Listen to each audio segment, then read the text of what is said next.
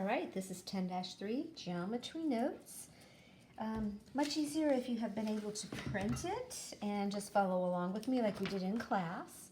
However, no problem if you don't have access to a printer. You can just easily just do this on notebook paper and pause as needed. All right, so in 10-3, we're going to talk about chords of a circle. It's different from a musical chord, obviously. A chord in a circle is a segment whose endpoints are on a circle. So I've got a circle on my notes. Draw one if you're doing this on notebook paper, and just connect. That is a chord. So look at these three questions and just pause for a moment and think about whether the answers to those would be yes or no. So the first one says, can a chord be a diameter? Remember, a diameter would go straight through the center of a circle. Are the endpoints on the circle? Yes, they are. So all diameters will be chords. Now, can a chord be a radius? Well, think about what a radius is. It's from the center out. Are its endpoints both on the circle? No, they're not. One's in the center. Can a chord be a tangent? Remember, a tangent touches the circle in exactly one place. So its endpoints would not both be on the circle.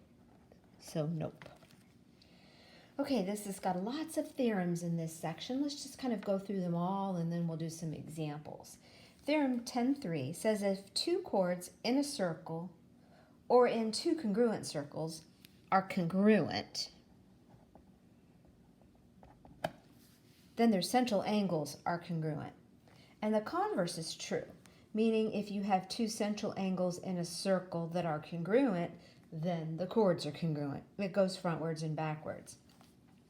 So in this picture, this is saying that if MN and PQ are congruent,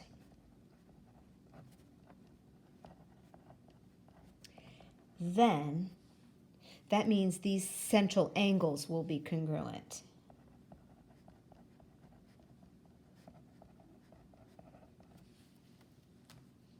Okay, easy enough. Theorem 10.4 says that if you have two arcs in a circle or in two congruent circles that are congruent, then their chords are congruent. And the converse is true. So if you have two chords that are congruent, you know their arcs are congruent. So if we look at this picture, let's transfer what that means. It's saying if you have two congruent arcs, in other words, if this arc and this arc, and I actually printed them in color, so it's kind of an orange and a blue. If those two arcs are congruent, so MN arc and PQ arc, then you automatically know that the chords are congruent.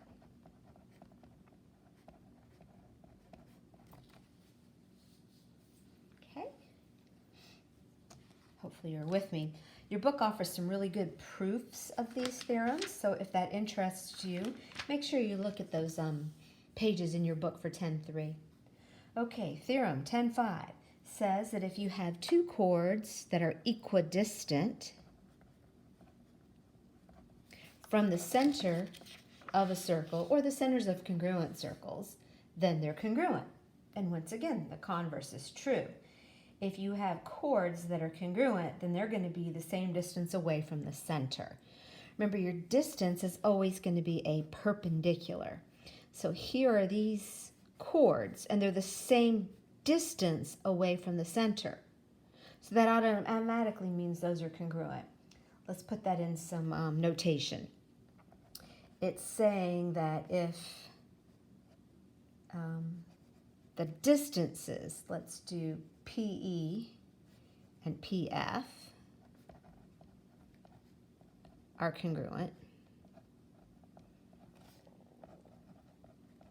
then the chords are congruent.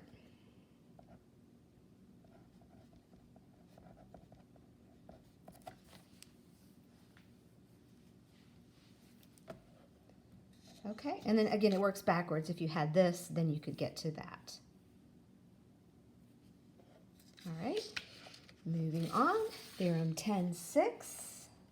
Again, these are all kind of similar. Hopefully you're seeing that. Theorem 6 is talking about a diameter. So if a diameter is perpendicular to a chord, then it is actually going to bisect the chord. So if we happen to have a diameter that bisects a chord, we know it's perpendicular. So these theorems are true frontwards and backwards. In other words, their converse is true. So here we have a CD that's a diameter. Okay. If it's perpendicular to a chord like AB,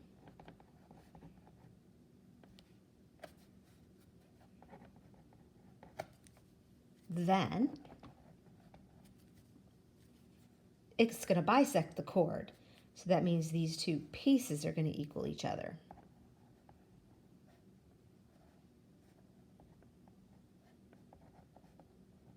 Or you could say they're congruent.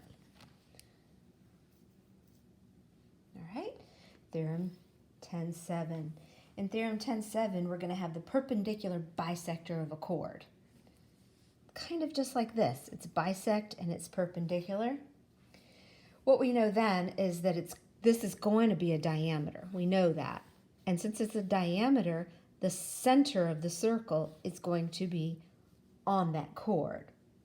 So you would say in theorem 10.7 that the perpendicular of bisector of a chord contains the center of a circle.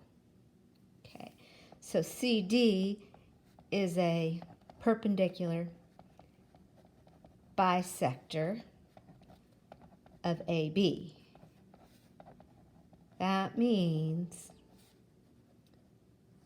the center, in this case S, is on CD.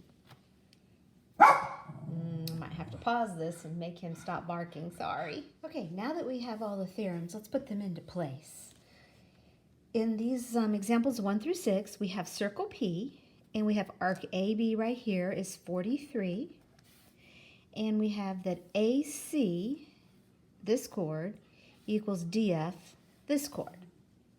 So the first thing they're asking you is to find DF. Okay, well, we know that these two chords are the same, so if we had one, we would have them both. Okay, this is 2, because this is 2, right? And it's perpendicular. If it's perpendicular, it's bisected. So think about how long AC would be. Of course, DF is the same. Hopefully you said 4. Okay, FH, well, it's perpendicular, bisecting it, so these are each 2. Okay, what about AC? Well, we just said that one was 4. Right. What about the arc from A to C? Well, remember, the arcs are going to be the same since the chords are the same. So you're going to double 43 and have 86. Now, what about arc DE? Well, once again, these are both 2, so the arcs will be equal. And DF, just double it. Hopefully that makes sense. Where they get a little confusing is where you have to draw your own pictures. Let's look at example 6. You've got a circle, and it has a chord that's 18 centimeters long, and it's 10 meters from the center. Remember, that is a distance, so that means there's going to be a perpendicular right here. Okay. It's wanting the radius of the circle, so you're actually looking for this.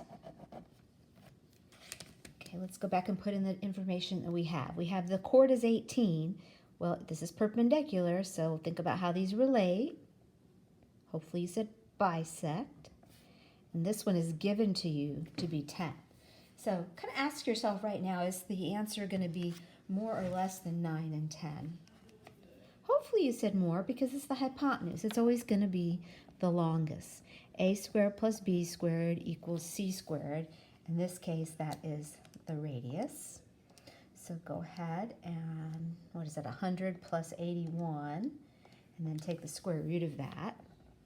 And you should have the radius to be, I'm getting 13.4536. It doesn't say what to round to. I'll go to the nearest hundredth.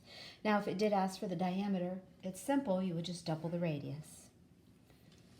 All right, number 8. You have a chord, and it's 5 units away from the center. So that's 5 right here. Distance is perpendicular. Make sure you understand there's a right angle here. Our radius is 13. You're wanting to know how long the chord is. Well, let's first figure out this portion. X squared plus 5 squared equals 13 squared.